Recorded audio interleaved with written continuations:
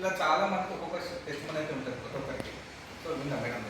Good morning, నా పేరు చందన, నేను డాక్టర్ జాయిన్ అయ్యి 1 వీకే అవుతుంది. నేను వాడిన ప్రోడక్ట్స్ వచ్చేసి flex oil, okay, and face wash, face cream వాడుతున్నాను, అండ్ సోప్స్ వాడుతున్నాను, అండ్ షాంపూ, ఓకే. అండ్ మా మదర్కి మా ఫాదర్కి గ్యాస్ ట్రబుల్.